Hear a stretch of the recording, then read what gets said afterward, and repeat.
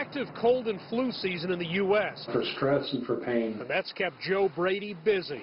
He's a traditional Chinese medicine, or TCM, practitioner who uses a lot of acupuncture in his work. With needles, I can make the patient feel better, but there's still a virus present. That's where he says herbs like Banlan Gen, which has long been touted for its antiviral properties, come in. And here in my clinic and in TCM in general for the last several thousand years, they found for your average cold or flu, the herbs work quite well. Herbal remedies have a rich history in countries like China.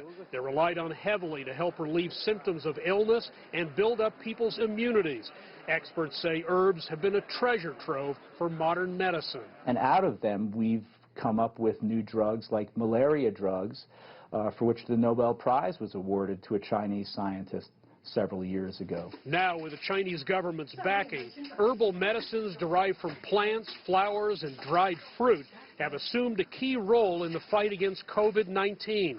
Brady endorses the idea. We currently don't have any good antivirals that are effective against this coronavirus.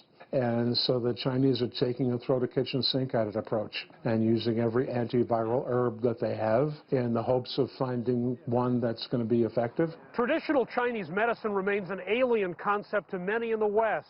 Some put it in the same category as snake oil. Herbs also haven't been subjected to the kind of clinical trials that Western drugs have. Simply trying any traditional medicine that's potentially out there is probably not the wisest thing to do. David Kroll with the University of Colorado's Skaggs School of Pharmacy says coronavirus treatments should be carefully chosen. Just using anything and everything against it has the potential for causing side effects that are worse than the disease itself. If they can isolate one or two of these herbs that seem to be more effective, well, that gives an opportunity for the scientists down the road to figure out what the active ingredient was. Brady says herbs showed some positive results in the fight against the SARS coronavirus in 2002 and 2003, but freely admits more study needs to be done. A number of trials are underway in China now. Put more money into research.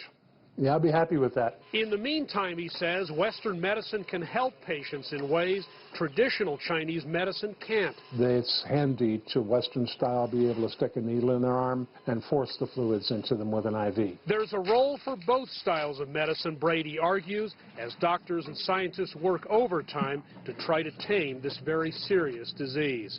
Hendrik Sabrandi, CGTN, Denver.